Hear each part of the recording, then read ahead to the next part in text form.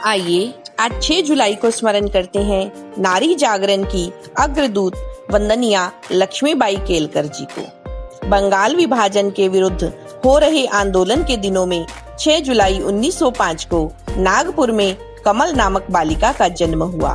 तब किसे पता था कि भविष्य में यह बालिका नारी जागरण के एक महान संगठन का निर्माण करेगी।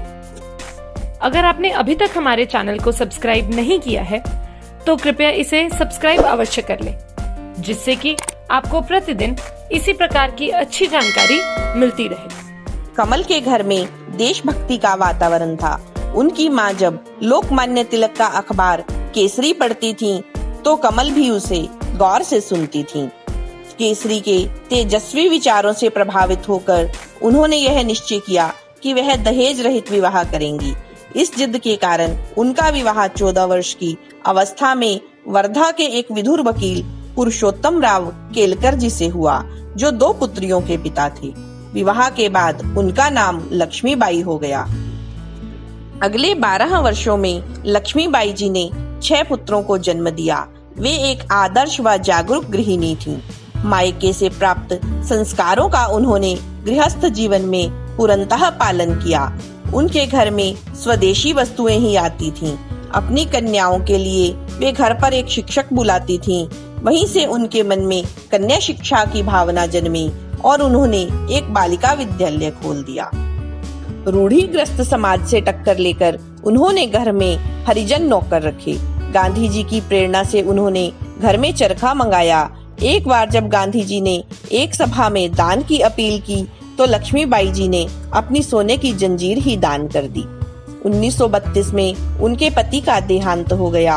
अब अपने बच्चों के साथ बाल विधवा ननद का दायित्व भी उन पर आ गया। लक्ष्मीबाई जी ने घर के 2 कमरे किराए पर उठा दिए। इससे आर्थिक समस्या कुछ हल हुई। इन्हीं दिनों उनके बेटों ने संघ की शाखा पर जाना शुरू किया। उनके विचार और व्यवहार में आए परिवर्तन से लक्ष्मीबाई जी के मन में संघ के प्रति आकर्षण जगा और उन्होंने संघ के संस्थापक डॉक्टर हेडगेवार जी से भेंट की। डॉक्टर हेडगेवार जी ने उन्हें बताया कि संघ में स्त्रियां नहीं आती। तब उन्होंने 1936 में स्त्रियों के लिए राष्ट्र सेविका समिति नामक एक नया संगठन प्रारंभ किया। समिति के कार्य विस्तार के साथ ही लक्ष्मीबाई जी ने नारियों के हृदय में श्रद्धा का स्थान बना लिया। अब उन्हें वंदनिया मौसी जी कहा जाने लगा।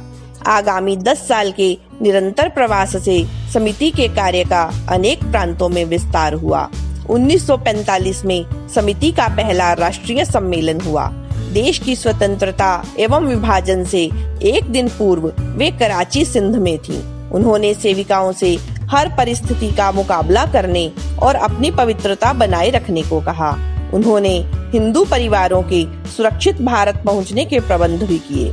मौसी जी स्त्रियों के लिए जीजाबाई के मातृत्व, अहिल्याबाई के कर्तृत्व और लक्ष्मीबाई के नेतृत्व को आदर्श मानती थीं। उन्होंने अपने जीवन काल में बाल मंडली, भजन मंडली, योगाभ्यास केंद्र, बालिका छात्रावास आदि अनेक प्रकल्प प्रारंभ किए। वे रामायण पर बहुत सुंदर प्रवचन देती थीं। उनसे होने वाली आय से उन्होंने अनेक स्थानों पर समिति के कार्यालय बनवाए। 27 नवंबर 1978 को नारी जागरण की अग्रदूत वंदनिया मौसी जी का देहांत हुआ। उन द्वारा स्थापित राष्ट्र सेविका समिति आज विश्व के 25 से भी अधिक देशों में सक्रिय है। भारत माता की जय।